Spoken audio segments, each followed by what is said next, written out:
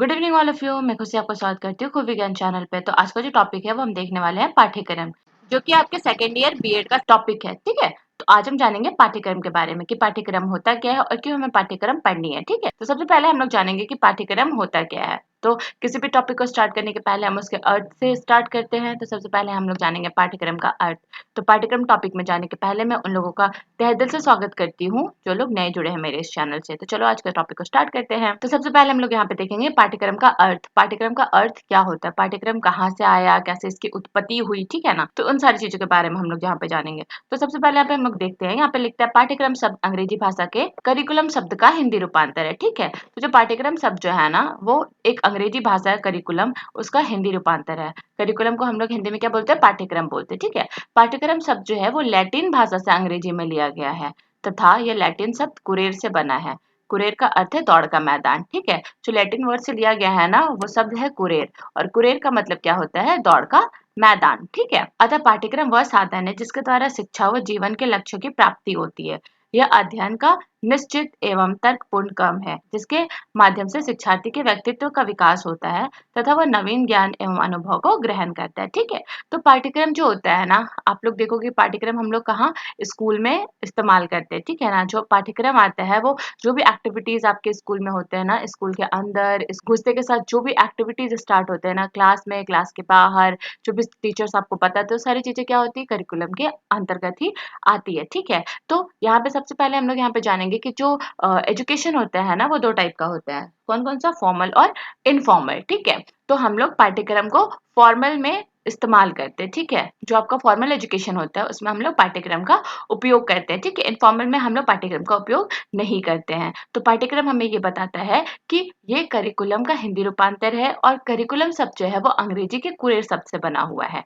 और कुरेर का अर्थ क्या होता है, दौड़ का मैदान। ठीक है, जब आप दौड़ के मैदान में दौड़ते हो तब तो अपने लक्ष्य तक पहुंचते हो ना, तो उसी प्रकार से स्कूल में सारी चीजों को कंप्लीट करने के लिए आपको पाठ्यक्रम की जरूरत होती है। आपको एक परफेक्ट करिकुलम की जरूरत होती है जो कि आपको आपके भविष्य में आपको जो भी बनना है, आपके लक्ष्य को निर्धारित करने में वो आपकी क्या करता है, मदद करता है। ठीक है, तो इसी की वजह से पाठ्यक्रम क्या है, जरूरी है। ओके, और यही होता है आपका पाठ्यक्रम का अर्थ। नेक्स्ट यहाँ पे हम लोग इसके और दो अर्थ के बारे में जानेंगे, संकुचित अर्थ और व्यापक अर्थ के बारे में। तो संकुचित अर्थ में हम लोग देखेंगे कि इसका मतलब जो आप लोग संकुचित अर्थ में हम लोग ये देखेंगे कि ये कहाँ तक सीमित है। ठीक है, तो हम लोग देखेंगे कि संकुचित अर्थ में शिक्षा केवल स्कूली शिक्षा या पुस्तक के ज्ञान तक ही सीमित है। अर्थात हम कह सकते हैं कि संकुचित अर्थ में पाठ्यक्रम भी केवल विभिन्न विषयों के पुस्तक के ज्ञान तक ही सीमित है। ठीक है ना, संकुचित अर्थ में क्या होता है कि ये बताया जाता है कि आपका स्कूली और पुस्तक के ज्ञान तक ही सीमित होता है। लेकिन व्यापक अर्थ अगर हम इसका देखेंगे तो व्यापक अर्थ में क्या बोलता है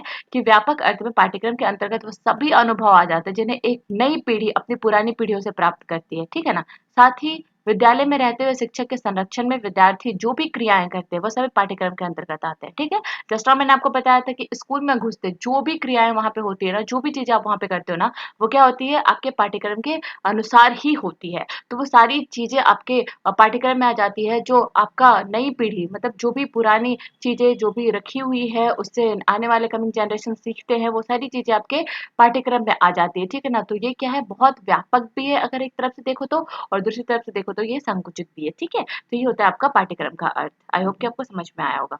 नेक्स्ट हम लोग जानेंगे पाठ्यक्रम की परिभाषा है। तो यहाँ पे बहुत सारे मनोवैज्ञानिक जो थे वो क्या करे थे, और शिक्षा शास्त्री जो थे उन्होंने क्या करा था कि पाठ्यक्रम का परिभाषा दिया था। उन्होंने अपने अपने शब्दों में उसको परिभाषित किया था। उन्होंने बताया था कि उनके अकॉर्डिंग पाठ्यक्रम क्या है। ठीक है, तो सबसे पहले हम लोग यहाँ पे देख लेते हैं। तो यहाँ पे क्या बोलता है, कनिंघम महोदय के अनुसार कि कलाकार शिक्षक, जो कि आपका शिक्षक है कलाकार, के हाथ में यह पाठ्यक्रम, ठीक है, एक साधन है। पाठ्यक्रम को क्या बोल रहे हैं कि शिक्षक के हाथ में एक साधन है जिसके द्वारा पदार्थ, जो कि शिक्षार्थी हो गया आपको, को अपने आदर्श उद्देश्य के अनुसार अपने स्टूडियो मतलब स्कूल में ढाल सके। ठीक है, तो ये बोला था कनिंघम का। ठीक है, कि पाठ्यक्रम के अनुसार क्या कर सकते हैं, एक शिक्षक शिक्षार्थी को स्कूल के आदर्श और स्कूल की जो भी रीति रिवाज है उसमें वो उसको ढाल सकता है। ठीक है, अब देखेंगे मुनरो के अनुसार, तो बोलते हैं कि पाठ्यक्रम में सब क्रियाएं सम्मिलित है जिनका हम शिक्षा के उद्देश्य की प्राप्ति हेतु विद्यालय में उपयोग करते हैं। ठीक है ना, जो भी चीजें आप शिक्षा के लिए उपयोग करते हैं स्कूल में, वो सारी चीजें इसमें समाहित होती है। ठीक है, नेक्स्ट हम लोग यहाँ पे देखते हैं डिवी के अनुसार। यहाँ पे लिखता है सीखने का विषय या पाठ्यक्रम पदार्थों, विचारों और सिद्धांतों का चित्रण है जो निरंतर उद्देश्य पूर्ण क्रियान्विशन से साधन या बाधा के रूप में आ जाते हैं। ठीक है, फिर बोलता है फ्रोबेल कि पाठ्यक्रम संपूर्ण मानव जाति के ज्ञान एवं अनुभव का प्रतिरूप होना चाहिए। ठीक है, जो भी ज्ञान है, ठीक है, जो भी संपूर्ण मानव जाति जितने भी लोग अभी तक हैं या फिर चले गए, उन सारे लोगों के जितना भी ज्ञान का अनुभव था, वो सारी चीजें उसमें सम्मिलित होनी चाहिए, ऐसा बोलना था फ्रोबेल का। सैमुअल ने कहा कि पाठ्यक्रम में शिक्षार्थी के समस्त अनुभव समाहित होते हैं, जिन्हें वो कक्षा कक्ष में, प्रयोगशाला में, पुस्तकालय में, खेल के मैदान में, विद्यालय में संपन्न होने वाली अन्य पाठ्येतर क्रियाओं द्वारा तथा अपने अध्यापकों एवं साथियों के साथ विचारों के आदान प्रदान के माध्यम से प्राप्त करता है। ठीक है, इनका क्या बोलना था कि स्कूल में जो भी, चाहे वो कक्षा में हो, चाहे वो लाइब्रेरी में हो, चाहे वो खेल के मैदान में हो, जहाँ कहीं भी हो, जो भी सारी चीजें सीखता है वो सारी चीजें उसमें समाहित होनी चाहिए, तो ये बोला था सैमुअल का। तो इन शॉर्ट अगर देखा जाए तो करिकुलम में बताया गया है सारे शिक्षा शास्त्रियों के द्वारा कि सब कुछ जिसमें समाहित हो वो आपका होता है पाठ्यक्रम। ठीक है, अब हम लोग देखते हैं कि पाठ्यक्रम का लक्ष्य क्या है। ठीक है, जब आप लोग स्कूल में जाते हो, ठीक है, तो क्या होता है कि हम अपना एक लक्ष्य निर्धारित करते हैं कि किसी को डॉक्टर बनना है, कि किसी को इंजीनियर बनना है, कि किसी को टीचर बनना है, कि किसी को पेंटर बनना है, तो किसी को डांसर बनना है। ये सारी चीजें हम लोग क्या करते हैं, निर्धारित करके जाते हैं। ठीक है ना, तो उस हिसाब से क्या होता है कि उस हिसाब से पाठ्यक्रम हमें दिया जाता है। ठीक है, टीचर को दिया जाता है और उस पाठ्यक्रम के द्वारा क्या किया जाता है, बच्चों को पढ़ाया जाता है। तभी तो पता चलेगा ना कि हाँ, इतने समय तक इतने सारी चीजों को हमें खत्म कर देना है। ठीक है, नहीं अगर करिकुलम नहीं होता तो क्या होता कि पता ही नहीं चलता कि कब चीजों को स्टार्ट करनी है और कब चीजों को खत्म करनी है।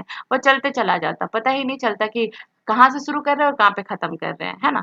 तो फिर इसी के चलते जरूरी है कि पाठ्यक्रम का होना, ताकि पता चले कि कहाँ से चीजें स्टार्ट हो रही है और कहाँ तक चीजों को लेके जाना है। किस क्षेत्र में आप जाना चाहते हो तो कौन सी सारी चीजों को करनी है, और किस क्षेत्र में आप नहीं जाना चाहते हो तो कौन सी सारी चीजों को नहीं करनी है। तो यहाँ पे आप देख लेंगे कि पाठ्यक्रम के लक्ष्य क्या क्या है। तो बोलते हैं पाठ्यक्रम के लक्ष्यों के लिए समाज के द्वारा निश्चित शिक्षा के लक्ष्य प्राप्त होने चाहिए। इसके साथ साथ पाठ्यक्रम कुछ अन्य लक्ष्यों को भी सामने रखकर बनाया जाता है, जैसे पाठ्यक्रम में निहित विभिन्न विषयों एवं क्रियाओं के उद्देश्य की प्राप्ति, छात्रों की आवश्यकताओं की पूर्ति, किसी स्तर विशेष की शिक्षा का स्तर समान बनाए रखना, शिक्षा की प्रक्रिया को व्यवस्थित रूप देना, समय और शक्ति की बचत करना, पाठ्यपुस्तक के निर्माण में सहायक होना और शिक्षण प्रशिक्षण के बाद छात्रों के मूल्यांकन के लिए आधार प्रस्तुत करना। ठीक है, तो यहाँ पे क्या बोलता है कि पाठ्यक्रम जो एक बनता है ना, उसमें बहुत सारी चीजें होती है। ठीक है, उसमें बहुत सारी चीजें देखी जाती है कि समय और किस और शक्ति की बचत हो रही है कि नहीं, उसमें पाठ्य पुस्तक के निर्माण में सहायता हो रही है कि नहीं, और उसमें परीक्षा को लेके उसमें सहायता हो रही है कि नहीं, प्रशिक्षण के बाद छात्रों के मूल्यांकन में सहायता हो रही है कि नहीं, इन सारी चीजों को देख के पाठ्यक्रम का निर्माण किया जाता है। ठीक है, अगर यहाँ पे आप जैसे में देख लोगे तो यहाँ पे सारी चीजें लिखी हुई कि पाठ्यचर्या में निहित विभिन्न विषयों एवं क्रियाओं के उद्देश्य की प्राप्ति, छात्रों की आवश्यकताओं की पूर्ति, किसी स्तर विशेष की शिक्षा का स्तर समान बनाए रखना,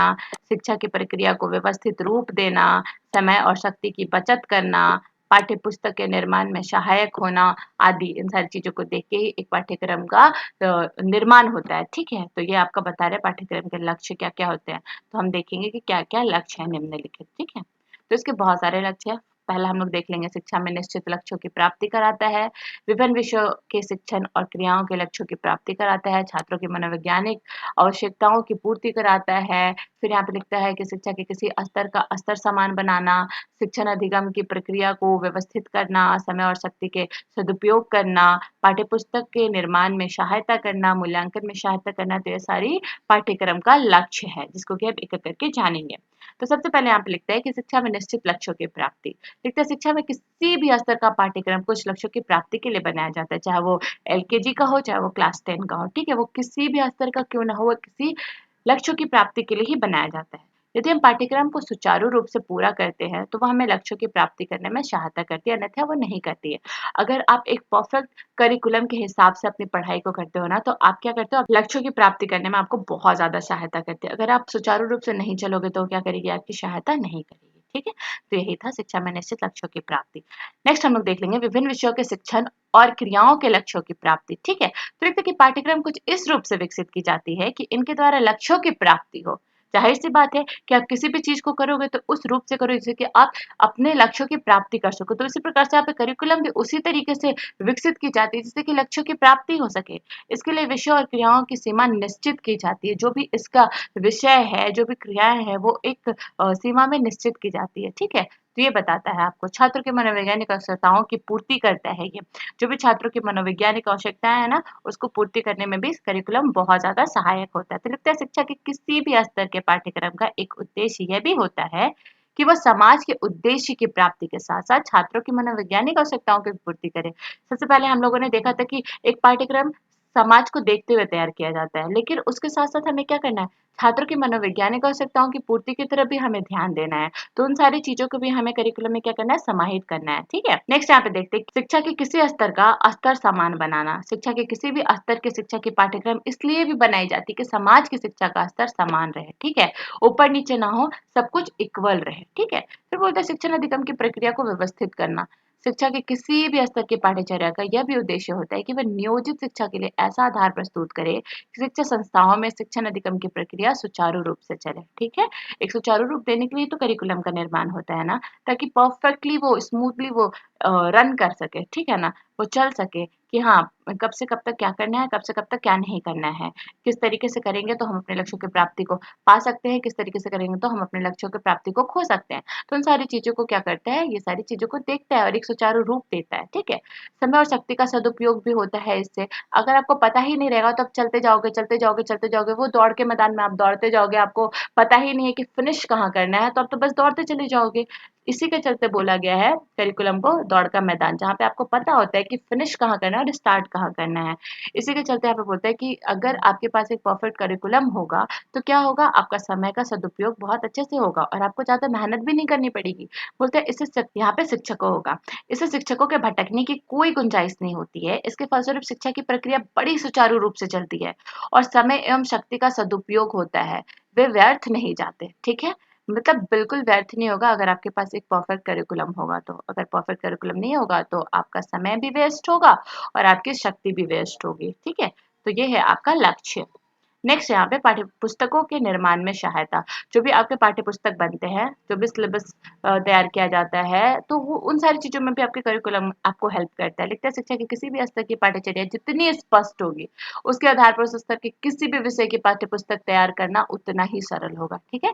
मूल्यांकन में भी आपको सहायता करता है। पाठ्यचर्या मूल्यांकनकर्ताओं को परीक्षा हेतु प्रश्न पत्र बनाने और उनके उत्तरों का मूल्यांकन करने में सहायता करता है। आपके पास एक परफेक्ट करिकुलम होगा तो आपको पता होगा कि कहाँ से कहाँ तक करना है, तो उसके लिए आपको मूल्यांकन करने में भी बहुत ज़्यादा आसान होगा। जो भी आपके मूल्यांकन के कार्य हैं, जो भी मार्क्स आपको देने हैं, वो सारी चीज़ें करने में भी आपको बहुत ज़्यादा आसान होगा। तो ये है आपके कुछ लक्ष्य। आई होप कि आपको समझ में आया होगा। नेक्स्ट हम लोग देख लेंगे कि पाठ्यक्रम के उद्देश्य क्या-क्या हैं, ठीक है? तो सबको पता है कि किसी भी चीज़ को करने के लिए एम, ऑब्जेक्टिव हम लोग लेके चलते हैं, ठीक है? तो उसी प्रकार से यहाँ पे हमने अभी देखा पाठ्यक्रम के लक्ष्य, अब हम लोग देखेंगे पाठ्यक्रम के उद्देश्य क्या-क्या हैं, ठीक है? तो बोलते हैं कि पाठ्यक्रम जो है ना, उसके निम्नलिखित उद्देश्य हैं, ठीक है? बोलता है प्रत्येक बालक का बहुमुखी विकास होता है, हर तरीके से उसका विकास होता है। ये नहीं कि बस एक पर्टिकुलर एरिया में, अगर कोई बच्चा स्कूल जा रहा है, तो उसका हर तरीके से विकास होता है। चाहे वो गेम हो, चाहे वो लाइब्रेरी हो, चाहे वो क्लास में हो, चाहे वो डांस हो, सिंगिंग हो, हर तरीके से जो भी आपको सिलेबस तैयार किया जाता है, जो भी आपका करिकुलम होता है क्लास 1 से लेकर 10 तक, उसमें आप देखे हो कि नहीं पर्टिकुलर बच्चों को ये पढ़ना, पर्टिकुलर बच्चों को वो पढ़ना है, नहीं ना? आपको सारी चीज़ें करनी है। तो इसी के लिए बोलता है कि प्रत्येक बालक का बहुमुखी विकास होता है। फिर लिखता है कि बालक को साहसपूर्ण समस्याओं का सामना करने तथा उनका समाधान उचित विधि द्वारा करने योग्य बनाया जाता है, ठीक है? सीखने में सहायक वातावरण का निर्माण कराता है एक करिकुलम। विद्यार्थी की विविध आवश्यकताओं, योग्यता और दृष्टिकोणों तथा रुचियों की देखभाल करना, ये भी आपको करिकुलम में सिखाता है, ठीक है? फिर बोलते हैं विद्यार्थी को एक लोकतांत्रिक समाज हेतु वास्तविक रूप से उपयोगी और अच्छे नागरिक बनाने में भी एक करिकुलम ही सहायता करता है, ठीक है? फिर लगता है कि छात्रों के समझने के स्तर को आसान बना देता है, छात्रों के व्यवहार में श्रेष्ठता लाता है। पाठ्यक्रम के द्वारा छात्रों को जीविकोपार्जन योग्य बनाया जाता है, ठीक है? तो ये है आपका पाठ्यक्रम का कुछ उद्देश्य, ठीक है? आई होप कि आपको अच्छे से समझ में आ रहा होगा। तो अभी तक हमने जाना पाठ्यक्रम के अर्थ को, पाठ्यक्रम की परिभाषा को, पाठ्यक्रम के लक्ष्य को और उसके उद्देश्यों को, ठीक है? अब नेक्स्ट हम लोग देख लेंगे कि इसके क्या-क्या सिद्धांत हैं, ठीक है? हर चीज़ का एक प्रिंसिपल होता है, ठीक है? तो पाठ्यक्रम निर्माण में भी वो मुख्य-मुख्य सिद्धांत क्या-क्या है, हमें किस-किस पॉइंट को देख के पाठ्यक्रम का निर्माण करना है, ये सारी चीज़ें हम लोग जानेंगे, ठीक है? तो यहाँ पे बोलते हैं कि आधुनिक शैक्षिक विचारधारा के अनुसार हमें बालक की क्षमता, रुचि एवं आवश्यकता आदि को भी पाठ्यक्रम का आधार बनाना चाहिए। पाठ्यक्रम का निर्धारण बालक एवं समाज दोनों ही दृष्टि से किया जाना चाहिए। पाठ्यक्रम का निर्धारण करते समय यह भी ध्यान में रखना अवश्य है कि इसके द्वारा किस प्रकार राष्ट्रीय महत्वाकांक्षाओं की पूर्ति की जा सकती है, अतः व्यक्ति, समाज व राष्ट्र सभी की स्थिति एवं मानकों को ध्यान में रखकर पाठ्यक्रम का निर्धारण किया जाना चाहिए। ठीक है, यहाँ पे मानगो बोल लो या फिर मांगो बोल लो। ठीक है, तो ये सारी चीजों को देखते हुए हमें क्या करना है, एक पाठ्यक्रम का निर्माण करना है। ठीक है, तो हम एक एक करके इन सारे पॉइंट्स को देखेंगे। पहले लिखता है जीवन से संबंधित होने का सिद्धांत। आप पाठ्यक्रम ऐसा बनाओगे ना जो कि आपको जीवन में हेल्प करे। ऐसा तो नहीं बनाओगे कि अच्छा आज हमने ये पढ़ा और नेक्स्ट हमें पता ही नहीं है कि उसको पढ़ के हमें क्या करना है। तो यहाँ पे सबसे पहले हम लोग देखते हैं जीवन से संबंधित होने का सिद्धांत। ठीक है, तो हम लोग देखते हैं कि जीवन से संबंधित होने का सिद्धांत में हम लोग क्या देखेंगे। अगर एक पाठ्यक्रम जीवन से संबंधित होने का कुछ भी उपयोग में आएगा ही नहीं जीवन में, तो हम क्यों लेके चलेंगे उसको, नहीं ना लेके चलेंगे। इसी के चलते हम लोग यहाँ पे देखते हैं जीवन से संबंधित होने का सिद्धांत। ठीक है, फिर नेक्स्ट बोलता है शैक्षिक उद्देश्य से अनुरूपता का सिद्धांत, उपयोगिता का सिद्धांत, बाल केंद्रित का सिद्धांत, रचनात्मक एवं सृजनात्मक शक्तियों के उपयोग का सिद्धांत, खेल एवं कार्य की क्रियाओं के अंतर संबंध का सिद्धांत, अनुभव की पूर्णता का सिद्धांत, विविधता और लचीलेपन का सिद्धांत, सहसंबंध का सिद्धांत, शिक्षा जीवन की अवस्थाओं का सिद्धांत, सामुदायिक जीवन से संबंध का सिद्धांत, जनतंत्रीय भावना के विकास का सिद्धांत, संस्कृति एवं सभ्यता के ज्ञान का सिद्धांत, जीवन संबंधी क्रियाओं एवं अनुभव के समावेश का सिद्धांत, अवकाश के लिए प्रशिक्षण का सिद्धांत, उत्तम आचरण के आदर्शों की प्राप्ति का सिद्धांत। तो इन सारे सिद्धांतों को देखते हुए ही एक पाठ्यक्रम का निर्माण होता है। ठीक है, हम लोग एक एक करके इन सारी चीजों को देखेंगे। ओके, तो सबसे पहले यहाँ पे लिखता है जीवन से संबंधित होने का सिद्धांत। तो बोलते हैं कि पाठ्यक्रम निर्माण का सर्व प्रमुख सिद्धांत यह है कि पाठ्यक्रम में उन्हीं विषयों, क्रियाओं एवं वस्तुओं को सम्मिलित किया जाए जिनका किसी न किसी रूप में बालकों के वर्तमान जीवन से संबंध हो तथा साथ ही वे उनके भावी जीवन के लिए उपयोगी भी हों।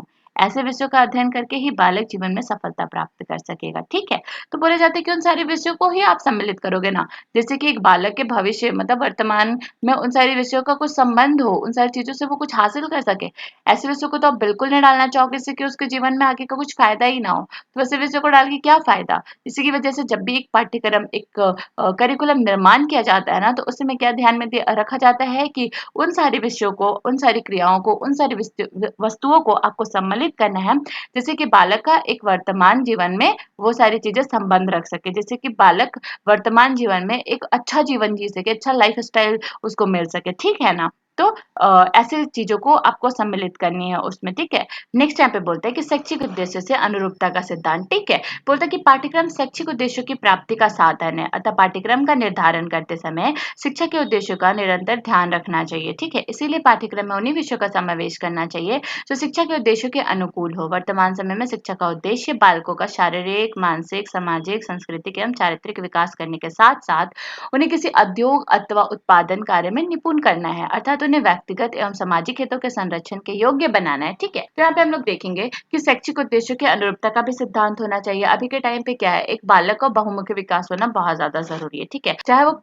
ताकि वो पढ़ाई कंप्लीट करने के बाद किसी भी क्षेत्र में क्या कर सके, अपने जो उसने पढ़ाई करी है उसको वो उपयोग में लाके एक भावी जीवन को जी सके। तो इसके लिए हमें उसको भी ध्यान देना है कि उसका शैक्षिक उद्देश्य क्या क्या है। ठीक है, उसमें कौन कौन से विषयों को आप सम्मिलित करो जिससे कि वो उसको आगे के लिए तैयार कर रहा है। ठीक है, उसको शारीरिक रूप से, उसको मानसिक रूप से, उसको सामाजिक रूप से, उसको सांस्कृतिक रूप से और चारित्रिक रूप से उसका विकास हो रहा है। इन सारी चीजों को भी हमें देखना है। ठीक है, अब यहाँ पे बोलता है उपयोगिता का सिद्धांत। ठीक है, बोलता है नन जो कि एक शिक्षा शास्त्री थे, मनुष्य अपने बच्चों के केवल ज्ञान के प्रदर्शन के लिए व्यर्थ की बातें सिखाना नहीं चाहता है, बल्कि वह चाहते हैं कि बालकों को ऐसी बातें सिखाई जाए जो जीवन के लिए उपयोगी हो। ठीक है, वो नंद बोलते थे कि बच्चा को जब आप स्कूल भेज रहे हो तो अनवांटेड चीजें तो अपन को सिखाओगे नहीं, उनमें ऐसी सारी चीजें भी होनी चाहिए जिसको सीख के वो अपने जीवन में एक अच्छा लाइफ स्टाइल जी सके। ठीक है, जिसको सीख के उसको एक अच्छा अनुभव हो सके जो कि आगे चल के उसको उपयोग में आ सके। ठीक है, तो इसी के चलते बोला जाता है कि व्यर्थ की बातें सिखाना तो कोई चाहता नहीं है, वो चाहता है कि उसका बच्चा जब स्कूल जा रहा है तो कुछ अच्छा सीख के आए। इसीलिए ये सिद्धांत जीवन से संबंधित होने के सिद्धांत के लगभग अनुरूप है। ठीक है, इसके अनुसार पाठ्यक्रम में उन्हीं विषयों को स्थान दिया जाना चाहिए जो बालकों के भावी जीवन में काम आ सके। ठीक है, फिर बोलता है बाल केंद्रित का सिद्धांत। मनोवैज्ञानिक बाल केंद्रित शिक्षा पर सर्वाधिक बल देता है। इसका तात्पर्य यह है कि पाठ्यक्रम बालकों की रुचि और आवश्यकताओं, क्षमताओं, योग्यताओं और मनोवृत्तियों तथा बुद्धि एवं आयु के अनुकूल होना चाहिए। ठीक है, तो अभी का पाठ्यक्रम स्पेशली आधारित होना चाहिए बाल केंद्रितता पे। पहले क्या होता था, पहले आप शिक्षक के अनुसार चलते थे। ठीक है, कि वो जो पढ़ाए आपने पढ़ लिया, लेकिन नहीं, अब आपको बच्चों की रुचियों को देखना है, उनकी आवश्यकताओं को देखनी है, उनकी क्षमताओं को देखनी है, उनकी योग्यताओं को देखनी है। अब आप उनकी क्षमताओं से ज़्यादा बढ़ के आपने सब कुछ डाल दिया, उनकी योग्यताओं से ज़्यादा बढ़ के आपने करिकुलम में सब कुछ डाल दिया है, तो बच्चा कहाँ से सीख पाएगा? बच्चा कहाँ से कोप अप कर पाएगा? नहीं कर पाएगा, ज़ाहिर-सी बात है। तो वो क्या करेगा? वो बार-बार उन सब्जेक्ट्स के लिए क्या करेगा? स्ट्रगल करेगा। वो एक ही क्लास में रह जाएगा। तो आपको इन सारी चीज़ों को हटा के आपको बाल केंद्रित के हिसाब से ही एक सिलेबस को तैयार करना है। आपको बच्चों की रुचि, रुझान, आवश्यकताओं, क्षमता, योग्यताओं और उनकी मनोवृत्तियों को देखते हुए आपको एक पाठ्यक्रम का निर्माण करना है, ठीक है? नेक्स्ट है रचनात्मक एवं सृजनात्मक शक्तियों के उपयोग का सिद्धांत, ठीक है। अब पढ़ाई लिखाई तो हो गई, उसके साथ साथ उसको रचनात्मक एवं सृजनात्मकता में भी आगे बढ़ाना है, तो उसके लिए भी आपको उन सारी चीजों को आपको करिकुलम में समाहित करना होगा, जिससे कि बच्चा रचनात्मक एवं सृजनात्मक शक्तियों में भी आगे बढ़ सके, उसको उपयोग में ला सके, जो भी उसके अंदर का रचनात्मक है, जो भी क्रिएटिविटी है उसको बच्चा बाहर निकाल सके, ठीक है, और उसको कर सके। तो मतलब बालकों में रचनात्मक प्रवृत्ति बहुत अधिक होती है। अतः पाठ्यक्रम में ऐसे अवसर प्रदान किए जाते हैं अतः पाठ्यक्रम में ऐसे अवसर प्रदान किए जाने चाहिए जिससे उनकी रचनात्मक और सृजनात्मक शक्तियों का अधिक से अधिक उपयोग किया जा सके। यहाँ पे जो रेमंड महोदय हैं, जो कि एक शिक्षा शास्त्री हैं, उन्होंने कहा जो पाठ्यक्रम वर्तमान एवं भविष्य की आवश्यकताओं के लिए उपयुक्त है, उसमें निश्चित रूप से रचनात्मक विषयों के प्रति निश्चित सुझाव होना चाहिए, ठीक है। तो यहाँ पे बोला जाता है कि बच्चा जो होता है ना, उसमें देखना चीज़ों को करने में, तोड़ने में, छोटा बच्चा को देखे हो जब भी आप कुछ उसको लाके दे दो, तोड़ के, जोड़ के, मरोड़ के उसको मतलब अपने हिसाब से वो करता है। तो उसी के चलते यहाँ पे बोला जाता है कि जो भी आपका करिकुलम बनाया जाता है ना, उसमें आपको ज़रूरी है कि रचनात्मक और सृजनात्मक शक्तियों को अधिक से अधिक उपयोग किए जाने वाली चीज़ों को उसमें आप रखो, ठीक है। तो नेक्स्ट यहाँ पे हम लोग देखते हैं खेल एवं कार्य की क्रियाओं के अंतर संबंध का सिद्धांत, ठीक है। तो यहाँ पे बोलते हैं क्रो एंड ग्रोथ, जो एक शिक्षा शास्त्री थे, बोलता है कि जो लोग सीखने की प्रक्रिया को निर्देशित करते हैं उनका उद्देश्य यह होना चाहिए कि ज्ञानात्मक क्रियाओं की ऐसी योजना बनाएं जिसमें खेल के दृष्टिकोण को स्थान प्राप्त हो। इसलिए पाठ्यक्रम निर्माण में इस बात पर बल दिया जाना चाहिए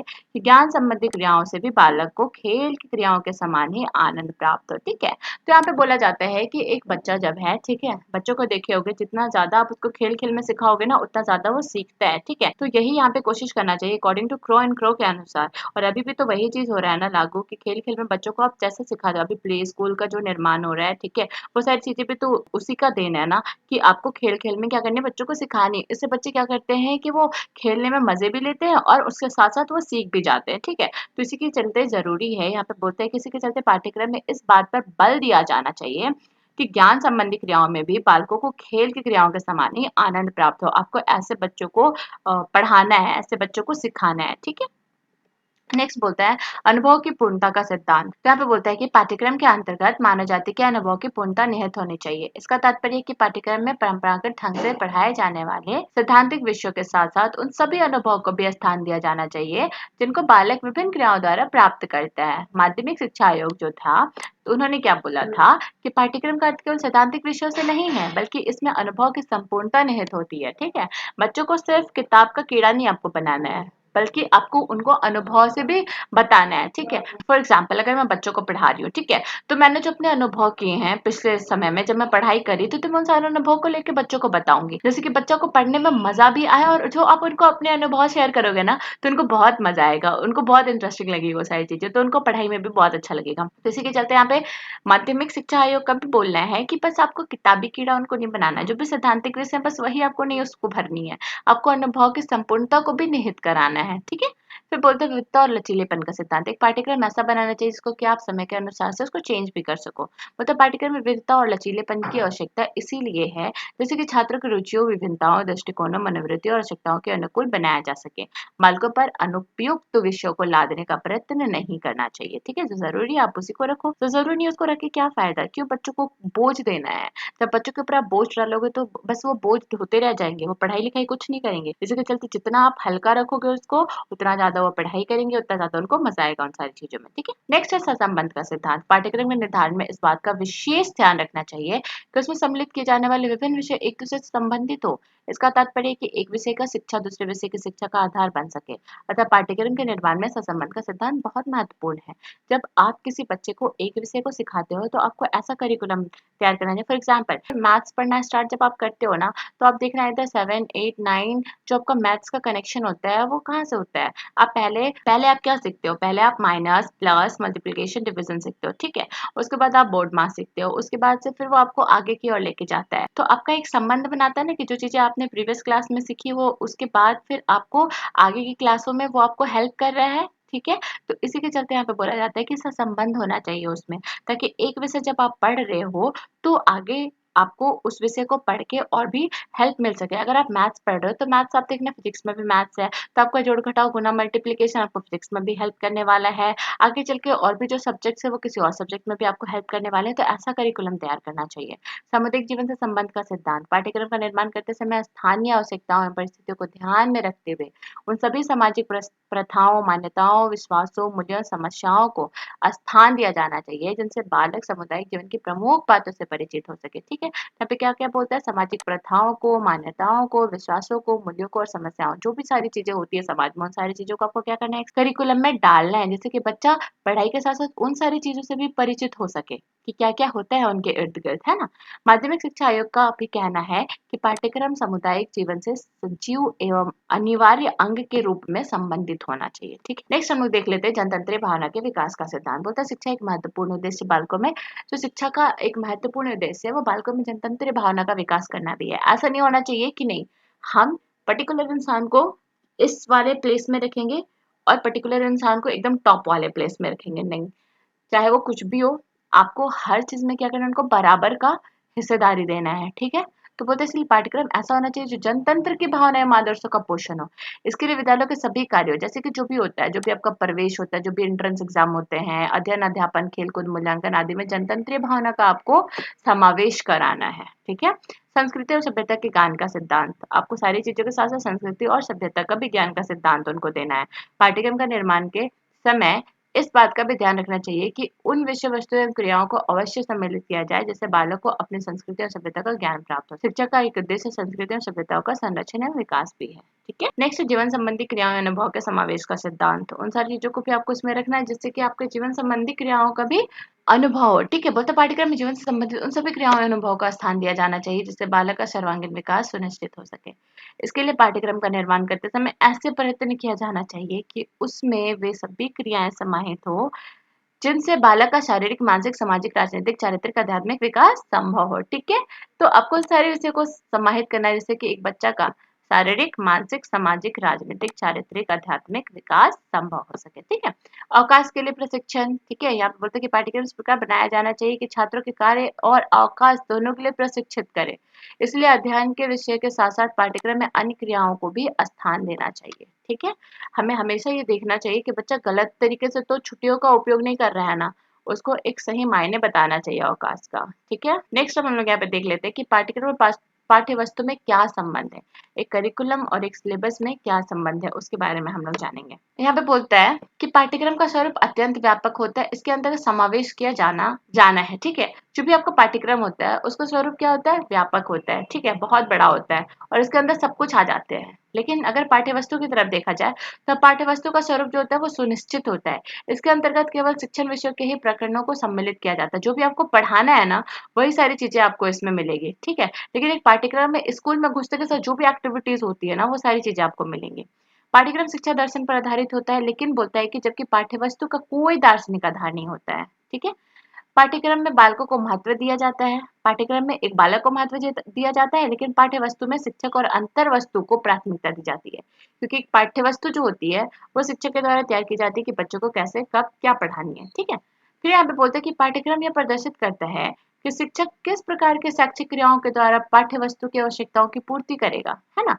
लेकिन पाठ्य वस्तु में बोलते हैं कि पाठ्य वस्तु पूरे शैक्षिक, जितना भी शैक्षिक सत्र है ना, विभिन्न विषयों में शिक्षक द्वारा छात्रों को दी जाने वाले ज्ञान की मात्रा के विषय में निश्चित जानकारी प्रस्तुत कराता है। ठीक है, फिर यहाँ पे बोलते हैं कि पाठ्यक्रम के अंतर्गत वे सभी अनुभव आ जाते हैं जिन्हें छात्र विद्यालय जीवन में प्राप्त करता है।